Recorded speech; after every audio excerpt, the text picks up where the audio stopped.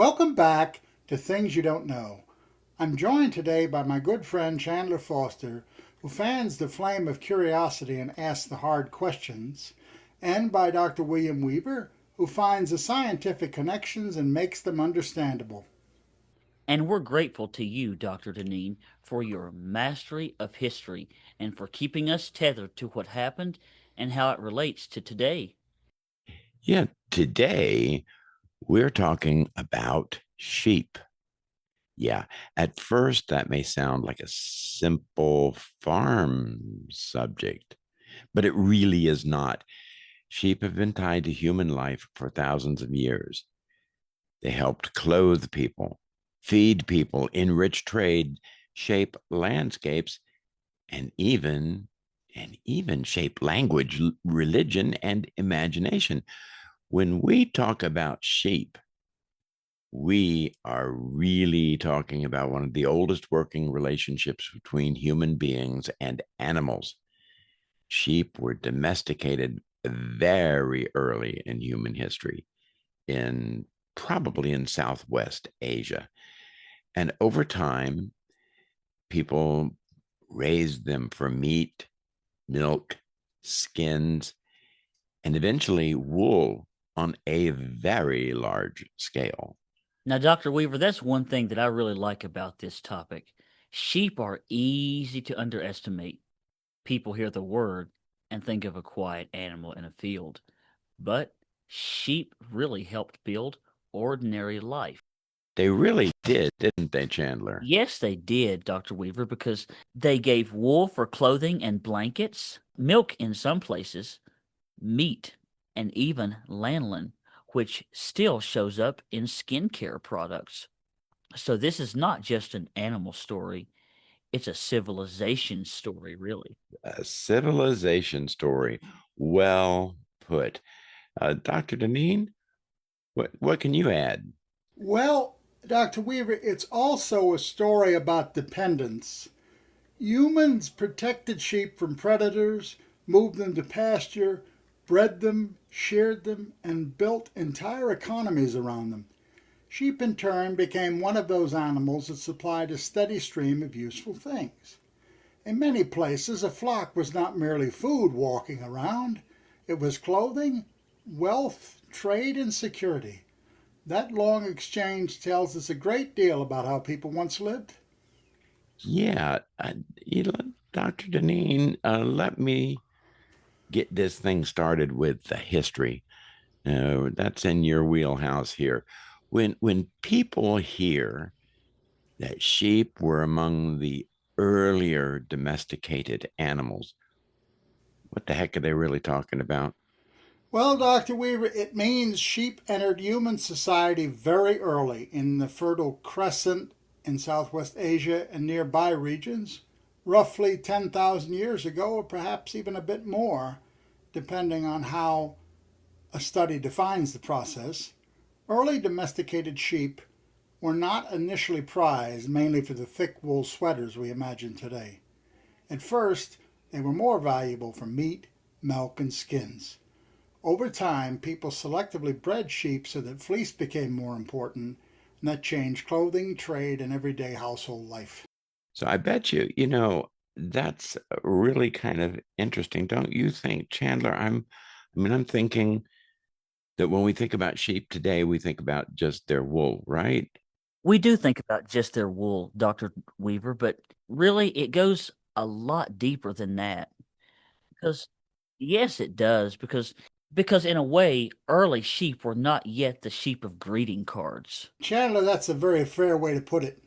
It's important to remember domestication is not a single moment, it's a very long process.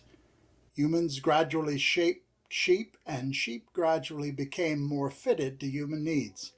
That is one reason this relationship matters so much. It was not casual, it was sustained, interdependent, intentional, and deeply practical. Yeah, I like the fact that I had him do shape to sheep. What do you think, Chandler? He did it pretty good this time, huh? I think it's pretty good, man. Yes, indeed. A little alliteration there, as a friend of mine would say. Absolutely. I love good old alliteration too. So the animal itself helped make that possible. Sheep are quite social animals. They flock. They're easier to move as a group than many other animals. They are also grazing animals and ruminants. In other words, they're able to turn rough plant material into something useful for human societies. That combination made them especially workable for herding cultures. Modern descriptions of sheep behavior still emphasize flocking instinct, their tendency to move as a group, and their relative vulnerability to predators. Yeah, they can, there's wolves and there's other creatures that just like to eat those sheep. Oh, yeah. And now, Dr. Weaver, this also helps explain why the image of a shepherd matters so much. A shepherd is not just standing idly by, they're not just standing there looking pretty. No, the shepherd is guiding, he's protecting, he's watching, and he's moving a whole group that prefers to stay together. Whoa, you are so right. And that image of the shepherd has been celebrated in hymns while shepherds watch flocks by night all seated on the ground. You know that hymn, Christmas hymn, many others. I mean, the examples are too numerous to even think about, right, Chandler? Right, Dr. Weaver, absolutely. And that guiding, as you say, and protecting, the watching, yeah, supervision. Okay, so that gives us one of the central themes of this episode. The human sheep relationship is not just economic. No, it really isn't. It also becomes emotional, symbolic, and moral when a society spends centuries watching shepherds lead flocks, rescue strays, defend them, and count them. Those experiences naturally become metaphors. And I know that you're going to say something about the symbolic side, right, Dr. Deneen? Sure. Before we get to the symbolic side, Dr. Weaver, it's worth lingering a little on the practical side. As we said, sheep gave human beings multiple outputs. Wool is the obvious one, but in many societies, sheep also gave milk and meat, and their skins had use as well. In older economies, that mattered enormously. A single species that could supply clothing, food, and trade value was incredibly important. In some historical settings, sheep fit marginal land well too. Land not ideal for growing crops could still support grazing.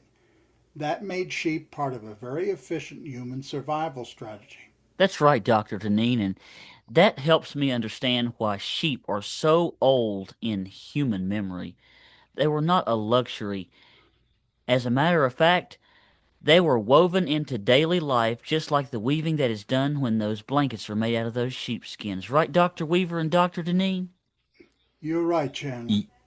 You are so right. And I just want to reify something with you, Chandler, that Dr. Deneen just said.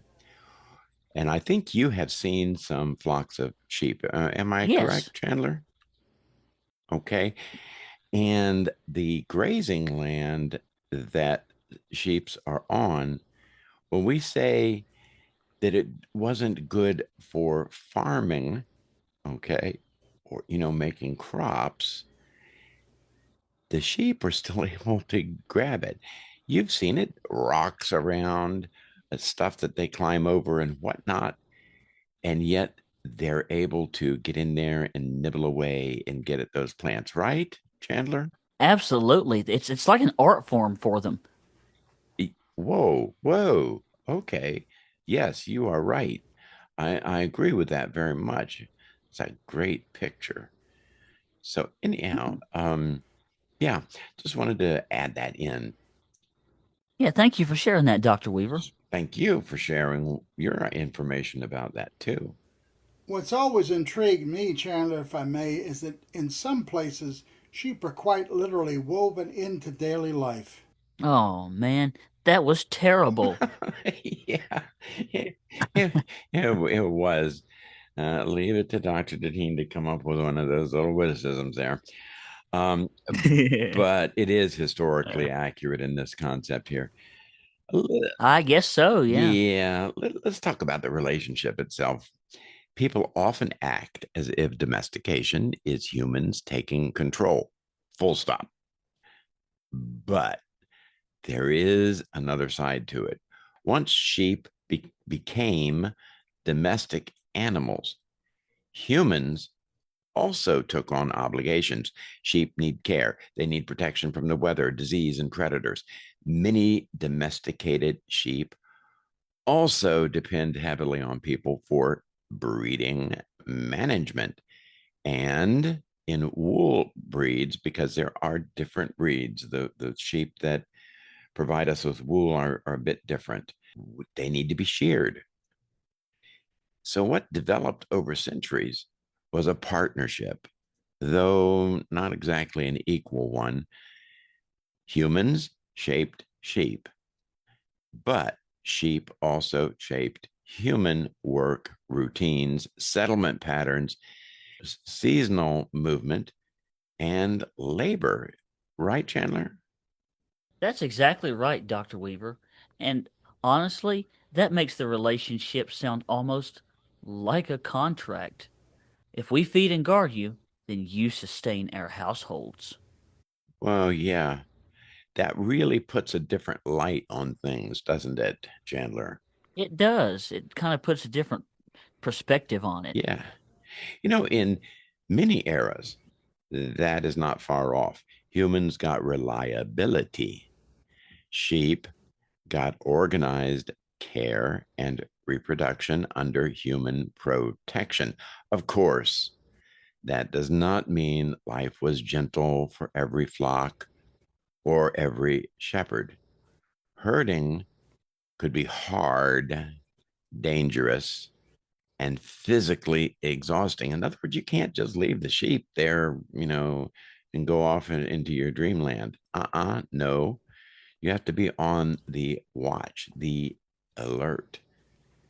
But that work was also very deeply important, right, Dr. Deneen? And that importance helps explain the biblical side of this topic. Sheep appear repeatedly in the Bible because sheep and shepherding were central to life in the ancient Near East and in ancient Israel. Many major biblical figures are linked to sheep herding, including Abel, the household of the patriarch Abraham, Jacob, Moses the prophet, and King David. Sheep were a part of household wealth, pastoral life, and spiritual sacrificial practice. So when biblical writers spoke about sheep, they were not reaching for an obscure image. They were drawing on an everyday reality their audience knew and lived with very well. So the Bible keeps mentioning sheep because people actually lived around sheep. That's the first reason. The second is symbolic power. Sheep were useful for describing dependence, vulnerability, wandering, guidance, and care. A shepherd protects, sheep stray, a flock can scatter.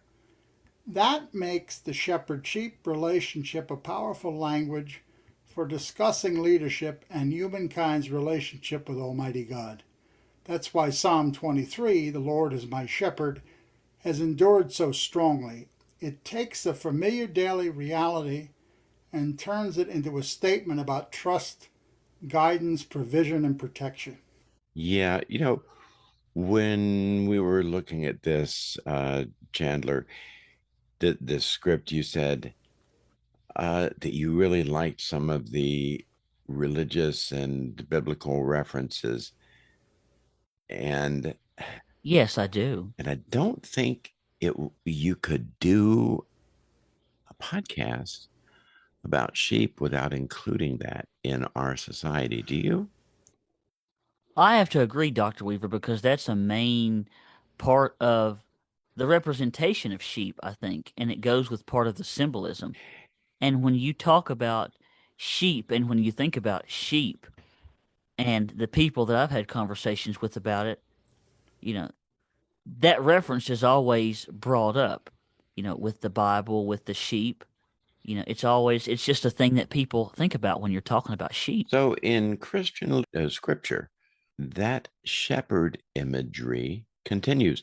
The image of the lost sheep, the good shepherd, the flock, and the lamb, all drawn on a world where sheep were economically important and emotionally legible. People understood what it meant for a sheep to wander and for a shepherd to go after it. And when people today hear those passages, they sometimes actually miss how normal that image once was. Back then, this was not decorative language, it was everyday life turned into theology. Chandler, that's very well put. And then there is another biblical angle too: sacrifice. Sheep appear often in ritual contexts because they were among the animals offered in ancient Israelite sacrificial practice that made them religiously and economically significant. So sheep show up in scripture partly because they were all around daily life, and partly because they stood at the center of some ritual life too. Absolutely, Dr. Weaver. And that also helps explain why lamb imagery can carry innocence, value, and sacrifice all at Yeah, once. because they weren't sacrificing full grown sheep, right? For the most part, they were sacrificing lambs. Little baby lambs, exactly. And the implications are, yeah, even sometimes innocents, innocent people, innocent lambs. I mean, the imagery is inescapable, wouldn't you say, Dr. Deneen? I would. A sheep was not just an animal in the field, it could be wealth, food, clothing, spiritual offerings, and symbols. Now, Chandler, let me hand you one of the most famous sheep related ideas of all. And yeah, you can laugh at it if you want, but it so permeates so much here, human culture. And I'm talking about counting sheep to go to sleep. I thought that's what you were talking about, Dr. Weaver, and if I have to be honest with you, I think everyone has done that a time or two in their lives. I know I have, haven't you? No, actually, I never did it because it always sort of just made me awake. Really? Yeah. Well, well, that's quite interesting, Dr. Weaver. But counting sheep may be one of the most widespread bedtime expressions in English. The basic idea is simple. Imagine sheep one by one, and the repetitive, gentle mental picture is supposed to calm you enough to fall right to sleep. It fits our cultural image of sheep as quiet, steady, and soothing. But the interesting part, and I did not actually know this, and this is quite interesting to me, Dr. Weaver and Dr. Deneen, the interesting part of all this is that modern sleep research has not exactly crowned counting sheep as a miracle method. Some research suggests that more vivid, more relaxing imagery may work better than simply just counting sheep, which can be too bland or too mentally effort filled for some people. So even here, sheep have become part of our mental world. They moved from pasture to metaphor to bedtime ritual? Oh, yes, Dr. Weaver. And I think that says something rather interesting. Sheep became a symbol of calm, partly because from a distance, a flock can look peaceful, repetitive, and predictable. Whether that actually puts a person to sleep, well, that's a whole other matter. There's also a faint historical irony there. Real shepherding was certainly not always calming. It could involve bad weather, theft, human and animal predators, disease, and long days outdoors. The peaceful sheep in the mind and the demanding labor of actual sheep keeping are not quite the same thing. Yeah, that's a very good point. Human beings often turn working animals into symbols that are gentler than the labor behind them. I can assure you of that. Absolutely. And sheep may be one of the best examples of that. They are symbols of peace, meekness, innocence, and sleepiness. But behind that image is an ancient system of labor, economy, movement, and survival. Have you ever been around sheep, Chandler? Have I ever been around them? Yeah. Yeah. Okay. You know, one of the things that we always see sheep as is meek, which you mentioned. Yes. But in reality, sometimes they are not real meek, Oh, right? sometimes they can be rather rambunctious. Yeah. That brings us back to the larger theme. The human relationship with sheep is one of those relationships, as we said, that helped build ordinary civilization from the ground up. Sheep fed people, clothed people, and moved with people. They fit into herding life, village life, trade networks, and sacred language.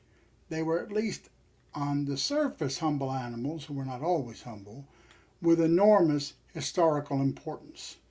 And perhaps that is why sheep still matter in our imagination.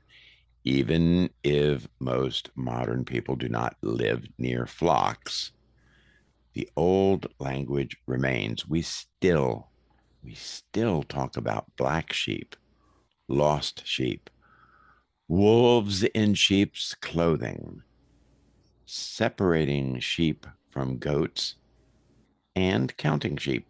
The animals stayed with us not only in agriculture, but in speech, memory, and moral storytelling. And Dr. Weaver, you're exactly right. And you were talking about some of those expressions, and I've heard all those expressions that you're talking about. And a lot of conversation pieces that we have sheep in them. Like wolves in sheep's clothing with people. And the black sheep of the family. I'm sure you've heard that expression too, haven't you? Oh, yeah. Oh yeah. So there's plenty of expressions that can go along with that.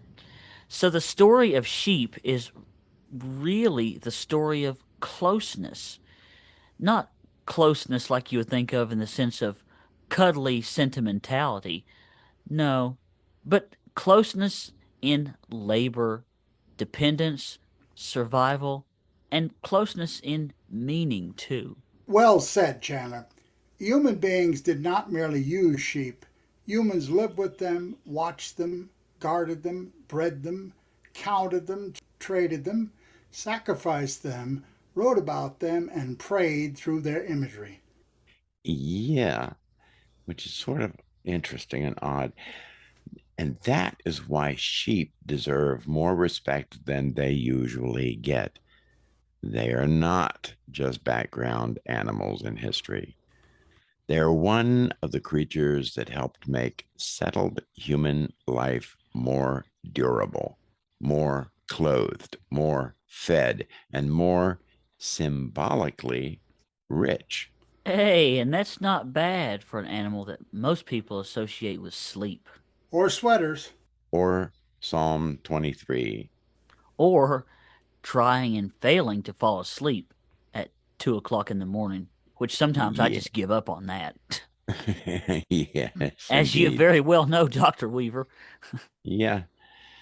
Okay, well, this has been Things You Don't Know. Please give a like and subscribe. Comment if you like also. Come back soon, folks. For Dr. Weaver, Dr. Deneen, and myself, thanks for joining us as we looked at sheep and, more importantly, at the long relationship between sheep and human beings. We'll see you next time